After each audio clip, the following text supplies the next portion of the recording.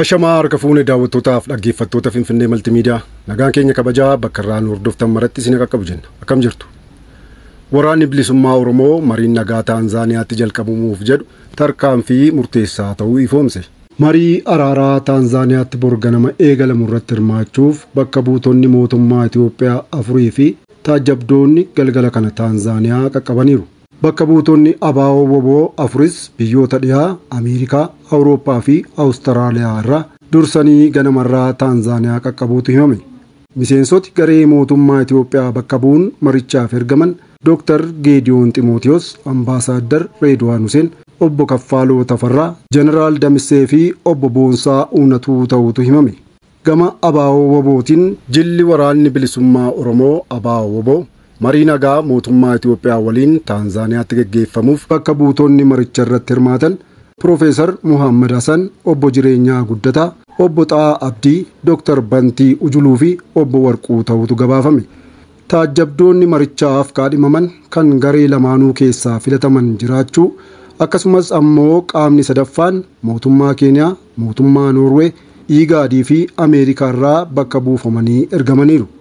Koreewwan marii araaraa Taanzaaniyaa qaqqabaniif waajjirri ministeera dhimma alaa Taanzaaniyaa simannaas taasiseera.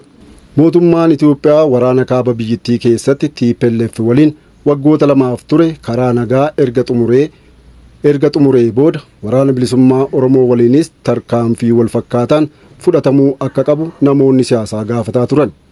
Ameerikaa dabalatee hawaasni idil addunyaa rakkoon nageenyaa Oromiyaa keessaas karaa nagaa akka xumuramuuf gaafataa turan. Kun kanumaan osoo jiruu Obbo Dammaqaa Mokonnin Taanzaaniyaa seenan. Itti aanaa ministeera muummee fi ministeerri haajaa alaa Itoophiyaa Obbo Dammaqaa Mokonnin Taanzaaniyaa seenan. Obbo Dammaqaa Mokonnin waaree kana jilli Ambaasaadder Reedwaan fa'aa achi qaqqabuu booda garasitti kan imalan. Kaayyoon imala isaanii biyyoota Afriikaa 3 Burundii, Yugaandaa fi Taanzaaniyaa daawwachuu ta'us imala isaanii jalqabaatiin Taanzaaniyaatti fuulleeffataniiru Obbo Dammaqaa Mokonnin. Imalichi marii mootummaa fi ABO WBO guyyaa borii Taanzaaniyaatti eegalamu beeksifamuusaa booda ta'us dhimma marii fi araaraa jalqabsiisuuf imaluu fi dhabuu isaanii ilaalchisee wanti ibsame hin jiru.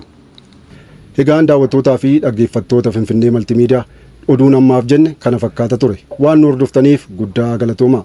Chaanaalii yuutuubii Finfinnee Maltiimiidiyaa like, share, subscribe godhaa. Finfinnee Maltiimiidiyaa madda seenaaf odeeffannooti.